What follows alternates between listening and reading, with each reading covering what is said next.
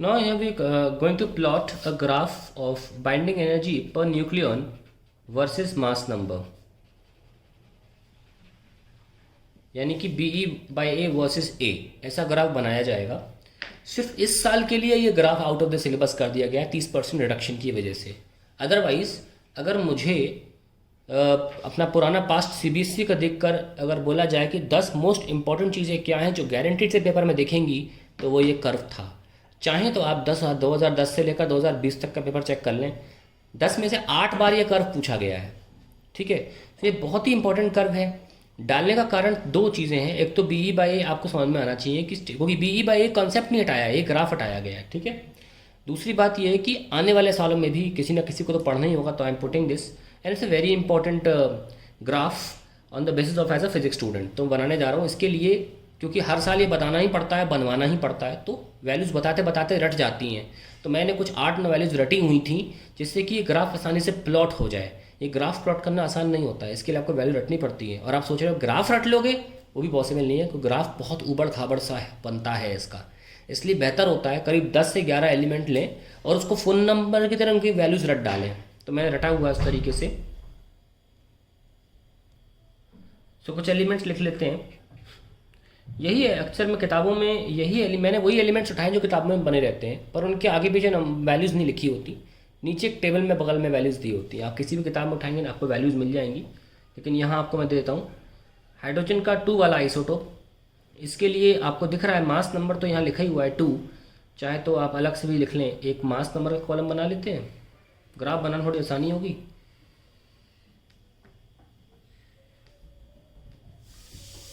और एक हम BE by A वैल्यूज़ का कॉलम बना लेते हैं। तो इसकी BE by A वैल्यू जो है 1.1 है। सब वैल्यूज़ मेगा इलेक्ट्रॉन वोल्ट में, कुछ लोगों ने मिलियन भी बोलते हैं, मिलियन इलेक्ट्रॉन वोल्ट, बात एक ही है। मास नंबर 2 है। दूसरा एलिमेंट आ जाता है हमारा लिथियम 7N3। हालांकि मुझे हीलियम लेना चाहिए था, हीलियम ले लेते हैं क्योंकि जंप बहुत ख़तरनाक करता है हीलियम में। ग्राफ 4 है और हीलियम की वैल्यू 7.06 आती है। Then we can definitely go to lithium 7 और 3, मास नंबर 7 है और वैल्यू जो आती है इसकी लिथियम की 5.6 है। Then we can take beryllium, that is 9N4। हाँ ही भी ठीक चल रहा है बिल्कुल। And mass number is 9 and beryllium का वैल्यू है 6.7। Then I am taking carbon. Actually ऊबड़ खाबड़ जो है ना वैल्यूज़, वो स्टार्टिंग में है, बाद में ग्राफ थोड़ा सा स्टेबल हो जाता है। स्टार्टिंग में बहुत ऊबड़ खाबड़ वैल्यूज़ हैं, देख सकते हो कहाँ 1.1 सडनली 7.06, और मैं सिर्फ 2 ही आगे गया हूँ मास नंबर में। ग्राफ में जहाँ यहाँ पे मास नंबर बनाऊँगा वहाँ एक ही एलिमेंट आगे गया हूँ बस, है ना, क्योंकि अगला तो 2 के बाद 4 ही आता है। वैसे तो हीलियम का 3 वाला आइसोटोप भी होता है, वो भी ले सकते थे। खैर, फिर देखो हीलियम यहाँ पे गया तो नीचे आ गया, फिर यहाँ, तो यहाँ कोई ऐसा वेरिएशन नहीं दिख रहा है हमको।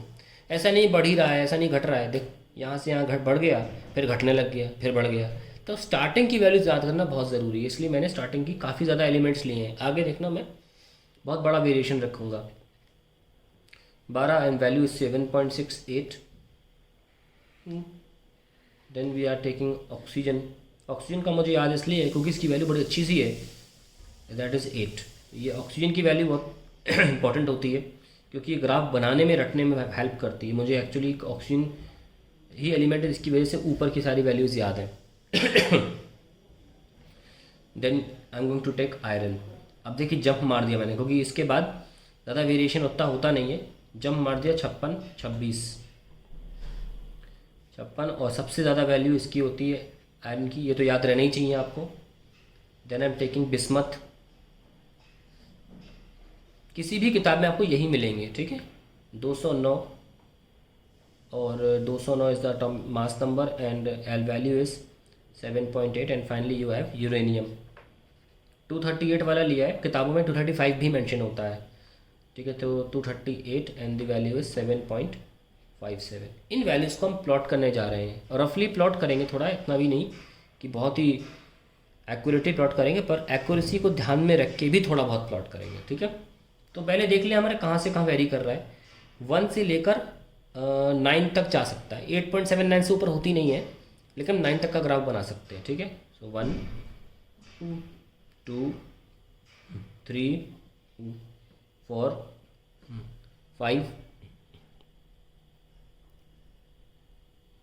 एक सेकेंड, हाँ चल रही रिकॉर्डिंग, 6 7 8 एंड 9।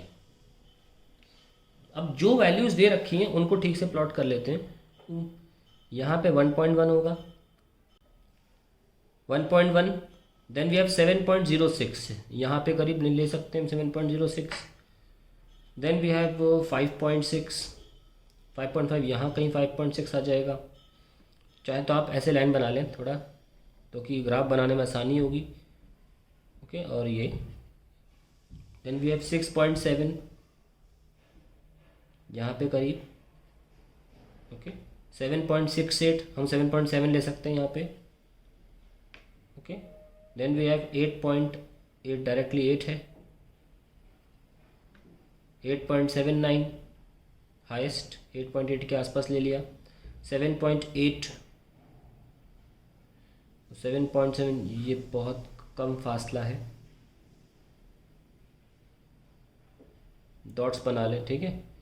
देन 7.57, देखो इसमें काफ़ी वैल्यूज़ आ रही है यूरेनियम में, लेकिन बहुत दूर जाएगा ये ग्राफ, क्योंकि ये 200 के पास है ना, इसलिए। अब हम मार्क कर लेते हैं इस ग्राफ में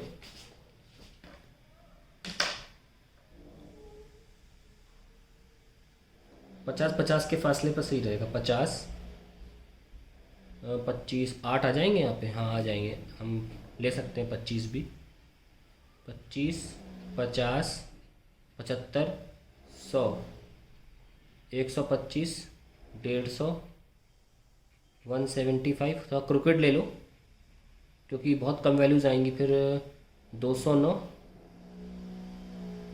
सीधे हम बिस्मथ का ही दिखा देंगे यहाँ पे, और 238 कोने में जाकर ये बिस्मथ दिखा देंगे, या ये हम यूरेनियम दिखा देंगे डायरेक्टली। चलिए सबसे पहले कहाँ हैं हम, हाइड्रोजन पे 1 पे, यहाँ पे कहीं होगा, तो इसकी वैल्यू 1.1 है, ये लीजिए पहला पॉइंट आ गया हमारा। और इसको हम, इसका कोऑर्डिनेट्स लिख लेते हैं, विच आर 1, ये क्या है हमारा मास नंबर 2, 1.1, ये कोऑर्डिनेट आ गया 2, ब्लैक से लिख लेता हूँ, ग्राफ में ग्रीन से बनाऊँगा, ठीक है, कोऑर्डिनेट्स।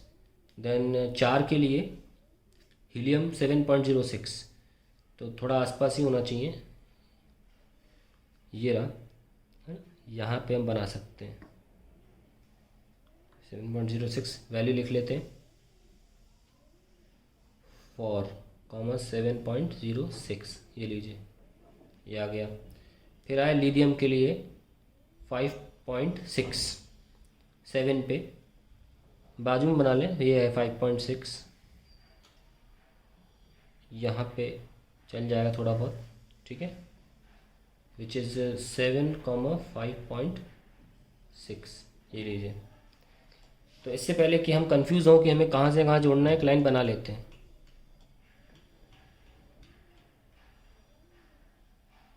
ओके, ये लीजिए। अब बारी बेरिलियम की आती है,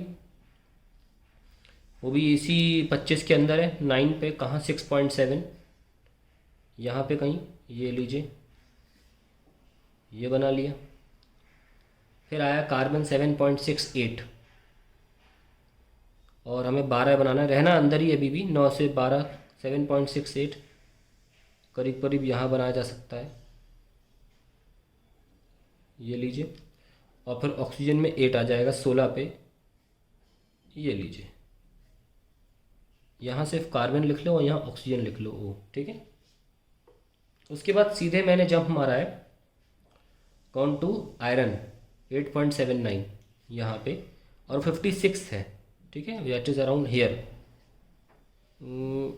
ये यहाँ पे बनाया जा सकता है, ठीक है। और ये लीजिए बन गया। अब ज़्यादा प्रॉब्लम नहीं आएगी, सीधे बिस्मथ पहुँच जाओ 7.8, यहाँ पे कहीं ये वाली वैल्यू जो है आगे जा रही है बिस्मथ तक, यहाँ ऐसे ही ग्राफ आता है बिल्कुल सेम, ठीक है, flat. And then we have finally uranium के लिए 7.57, थोड़ा सा नीचे रहेगा, ये आ गया। तो ये बिस्मथ है और यूरेनियम है। तो कहीं भी आप देखेंगे किसी किताब में आपको ऐसे ही ग्राफ मिलेगा। हाँ, अगर आप फिर भी कह रहे हैं आप रटना चाहते हैं, देखिए कैसे गई, ठीक, ऐसे ऐसे, थोड़ा क्रिकेट, थोड़ा क्रिकेट और थोड़ा क्रिकेट, और फिर ऐसे डायरेक्ट कर सकते हैं। मैं गारंटी दे रहा हूँ इसे लर्न करना बेटर रहेगा, ऐसे ग्राफ बनाना बेटर रहेगा कभी आपसे पूछा जाए तो। इस पे बहुत सारे क्वेश्चंस भी आया करते थे पहले कि ये इतना पोर्शन जो है वो फ्लैट क्यों है, ऑलमोस्ट कांस्टेंट क्यों है, ये सब क्वेश्चंस बहुत इंपॉर्टेंट थे। और जो ग्राफ है वो कहा जाता है कि करीब करीब 30 से लेकर 30, ये 30 तक होता है, करीब करीब 30 टू 170 के दौरान ये ग्राफ ऑलमोस्ट स्टेबल पाया जाता है। स्टेबल कहाँ से कहाँ, 30 to 170 the graph is considered to be completely stable, almost stable, यानी कि सबकी बाइंडिंग एनर्जी पर न्यूक्लियन ऑलमोस्ट आसपास ही रहती हैं।